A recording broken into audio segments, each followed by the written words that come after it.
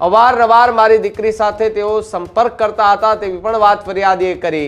એટલે યોગ્ય તપાસ થાય, તથ્ય બહાર આવે અને ભવિષ્યમાં કોઈ દીકરીઓ આવી ફસાય નહીં અને સાધુના વેશમાં જે શેતાની કરે છે એવા શેતાનો ખુલ્લા પડે સમાજ વચ્ચે અને બીજી કોઈ દીકરી કે બીજા કોઈ પરિવારનું ભવિષ્ય ખરાબ ન થાય અને ભવિષ્યમાં બીજી દીકરીઓ કોઈ આ રેકેટમાં ફસાય નહીં।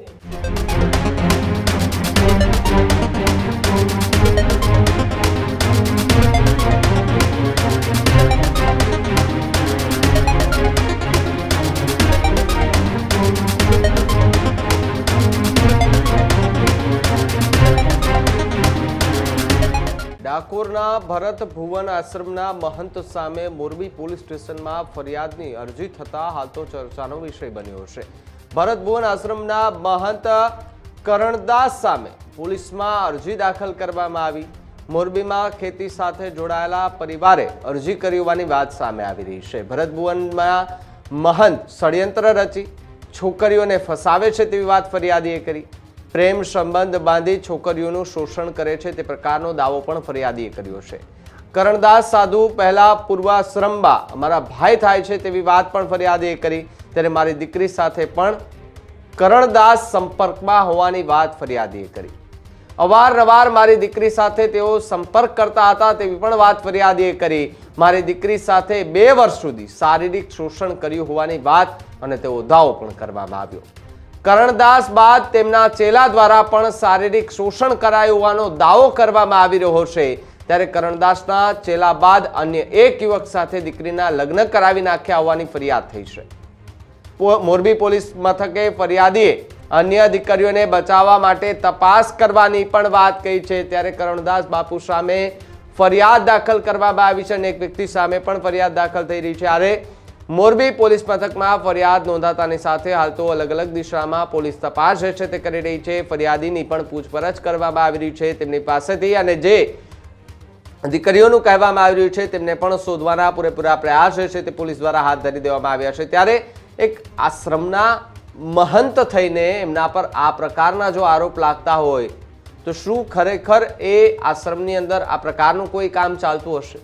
સવાલો અનેક ઊભા થઈ રહ્યા છે। જો કે પુરાવાઓ સાથે હવે ફરિયાદી જે છે તે પોલીસ સ્ટેશન ખાતે પહોંચ્યા છે અને જે કરણદાસ બાપુ છે અને એમનો ચેલો છે તેમના સામે ફરિયાદ દાખલ કરવામાં આવી છે। ત્યારે હવે આગામી સમયમાં જોવાનું એ છે કે આ જો સચ્ચાઈ બહાર આવે અથવા તો પુરાવા સાથે જો આ મહંતે કંઈ પણ કર્યું હોય તેમની સામે કડક કાર્યવાહી કરવી પડશે તે પ્રકારની માંગ એ ફરિયાદી દ્વારા કરવામાં આવી છે। ત્યારે મોરબી પોલીસ સ્ટેશન પહોંચ્યા બાદ ફરિયાદી કે જે ત્યાં પહોંચ્યા હતા શું કહી રહ્યા છે લોકો અને શું એમની માંગણી છે સાંભળીએ પહેલા એમને।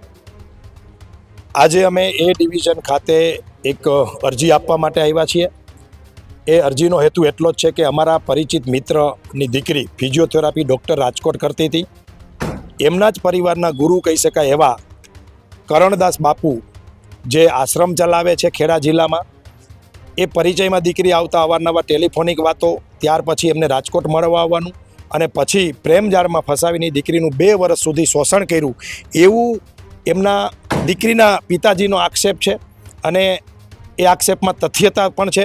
ત્યાર પછી આ કરણદાસ બાપુ એના ચેલા કિંજલ પટેલ નામના એક ડ્રાઈવર સહિત વ્યક્તિને એ દીકરીને શોષણ માટે સોંપી દીધી। 1 વર્ષ સુધી એમને શોષણ કર્યું અને ત્યાર પછી એનો જો બીજો ચેલો ચપાટો રાજકોટ રહેતો હતો એમની સાથે આ દીકરીના પ્રેમ લગ્ન કરાવી દીધા એવી માહિતી અમારી સુધી પહોંચી છે। એટલે યોગ્ય તપાસ થાય, તથ્ય બહાર આવે અને ભવિષ્યમાં કોઈ દીકરીઓ આવી ફસાય નહીં અને સાધુના વેશમાં જે શેતાની કરે છે એવા શેતાનો ખુલ્લા પડે સમાજ વચ્ચે અને બીજી કોઈ દીકરી કે બીજા કોઈ પરિવારનું ભવિષ્ય ખરાબ ન થાય એટલા માટે આજે અમે એ ડિવિઝનમાં એક અરજી આપી છે અને પોલીસને વિનંતી કરી છે કે આની યોગ્ય તપાસ થાય અને યોગ્ય ન્યાય મળે અમને। આજે અમે એ ડિવિઝન પોલીસ ચોકી આજે અરજી આપવા આવ્યા છીએ। અરજીમાં એવું છે કે અમારી દીકરી રાજકોટ હોસ્ટેલમાં રહે છે અને ફિઝિયોથેરાપી કરે છે। તો આજે અમારી દીકરીને કોઈ ડાકોરના મહંત કરીને છે, નાનું મંદિર કહે છે અને ભરત ભુવનની જગ્યા છે, આશ્રમ હલાવે છે મહંત। તો એ દીકરીને પ્રેમજાળમાં ફસાવી અને 2 વર્ષ સુધી શોષણ કરી અને એનો કોઈ કિંજલ કરીને એનો ચેલો છે એને 1 વર્ષ એને શોષણ કરી અને અમારી દીકરીને કોઈ ત્રીજા વ્યક્તિ, એનો પરિચયનો વ્યક્તિ હોય એવા લોકો સાથે મેરેજ કરાવી અને ડાકોરના જે મહંત છે એનું રેકેટ આખું સંકેલાઈ જાય એના માટે આજે એ લોકો એવું આજ રેકેટ ચલાવે છે ડાકોરમાં.